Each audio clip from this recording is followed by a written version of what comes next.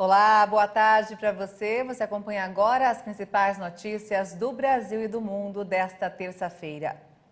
E eu começo essa edição com as manchetes dos sites dos principais jornais do país.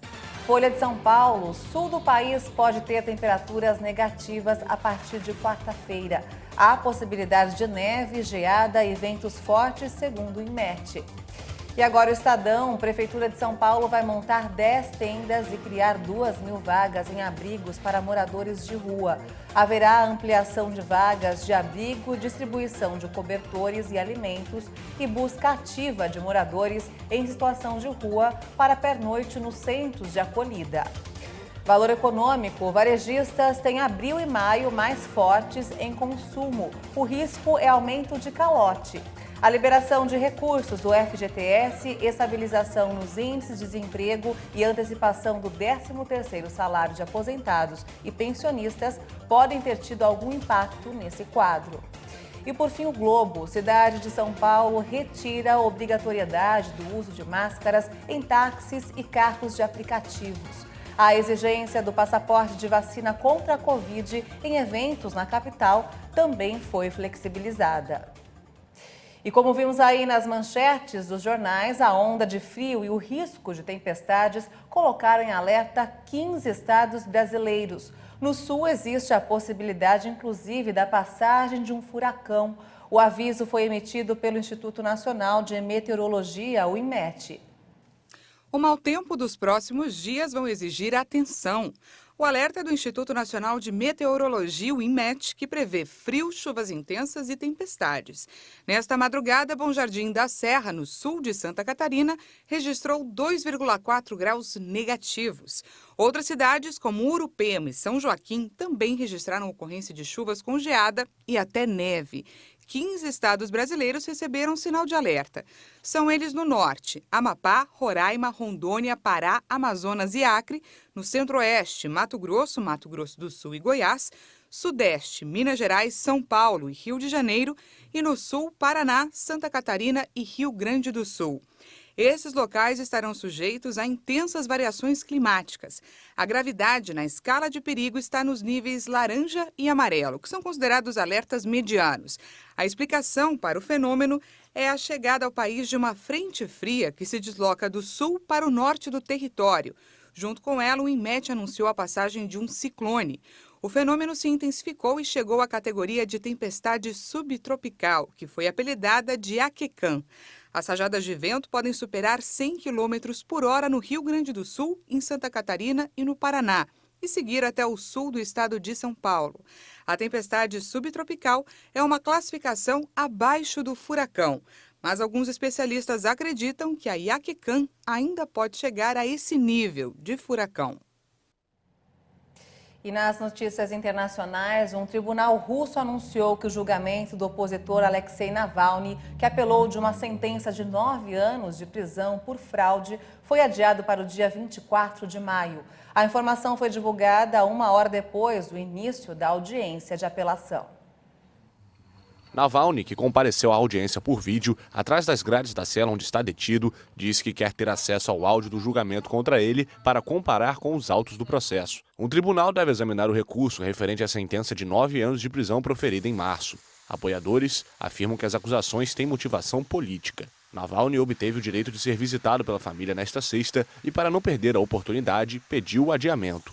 Se a nova sentença for confirmada, ele vai ser transferido para um presídio com menos direitos de visitação. A decisão substituiria a pena de 2 anos imposta no ano passado e, com isso, somado ao tempo que passou na prisão, Navalny teria de passar mais 8 anos encarcerado.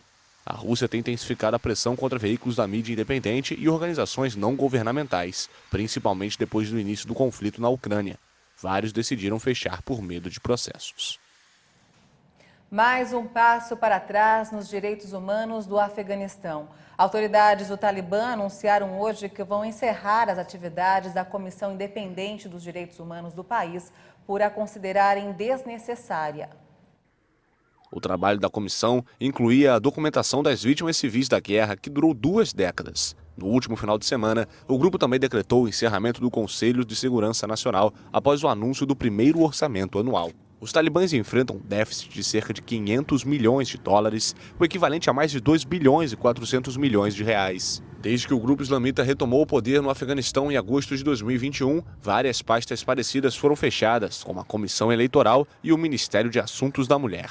Apesar de prometerem um governo mais moderado do que o anterior regime, os talibãs vêm restringindo os direitos e liberdade dos afegãos, principalmente das mulheres, que sofrem com fortes restrições. O Fundo Monetário Internacional alertou hoje que o fechamento de escolas durante a pandemia prejudicou os níveis de aprendizagem de crianças em muitos países do G20. A entidade alerta que isso pode ter um impacto duradouro, com cortes importantes no produto interno bruto das economias avançadas. Recentes avaliações de alunos do ensino fundamental e médio mostraram que a aprendizagem virtual generalizada durante o período de medidas mais restritivas se traduziu em níveis escolares com quedas na Índia, na Alemanha, no Reino Unido, no Brasil e nos Estados Unidos. Nesses países, algumas escolas ficaram fechadas por mais de um ano. Os danos à aprendizagem, se não forem compensados, podem afetar o rendimento dos estudantes ao longo da vida. Os economistas do FMI constataram que os estudantes de hoje vão representar durante décadas quase 40% da população em idade ativa nas economias do G20. Como era de se esperar, crianças de lugares mais pobres vão sofrer as piores perdas, com perspectivas que podem ser diminuídas, aprofundando ainda mais a desigualdade de renda. Com a adoção de novos lockdowns contra a Covid-19, as atividades varejista e industrial da China caíram bruscamente em abril. Os bloqueios sanitários nos principais centros do país, como Xangai, confinaram trabalhadores e consumidores em suas casas e afetaram gravemente as cadeias de abastecimento da segunda maior economia do mundo. Em março e abril foram impostos lockdowns totais ou parciais em grandes cidades chinesas, atingindo a produção e o consumo, além de aumentar os riscos para a cadeia econômica global, fortemente dependente da China. Dados da Agência Nacional de Estatísticas apontaram que as vendas no varejo despencaram 11,1% em abril em relação ao ano anterior, a maior contração desde março de 2020. A produção das fábricas caiu 2,9% em relação a 2021, contrariando a expectativa de aumento e marcando a maior queda desde fevereiro de 2020, já que as medidas contra o vírus afetaram as cadeias de abastecimento e paralisaram a distribuição. Analistas advertem que a atual retração chinesa pode ser mais difícil de ser superada do que a observada durante o início da pandemia do coronavírus, no começo de 2020. Os investimentos em ativos fixos, com os quais Pequim conta para sustentar a economia à medida que as exportações perdem impulso, subiram 6,8% nos primeiros 4 meses do ano, em comparação com um aumento esperado de 7%. E olha só, a Rainha Elizabeth II compareceu hoje à inauguração de uma linha de metrô que leva o seu nome na estação de Paddington, em Londres. A monarca, que passou por problemas de saúde recentemente, surpreendeu a todos com a sua presença. Elizabeth chegou sorridente à inauguração do projeto que vai unir as periferias leste e oeste. O primeiro-ministro Boris Johnson, que também estava presente, disse que ficou incrivelmente comovido com a surpresa. Este é o primeiro evento oficial da monarca fora de Windsor, desde uma missa para o seu falecido marido, o príncipe Philip, em 29 de março, na abadia de Westminster. Nos últimos meses, ela cancelou sua participação em vários eventos importantes, entre eles a inauguração da legislatura parlamentar, a qual faltou pela primeira vez em quase 6 décadas. Elizabeth II, de 96 anos, é cada vez mais representada por outros membros da família real, como o príncipe Charles ou o príncipe Edward, em cerimônias e eventos políticos.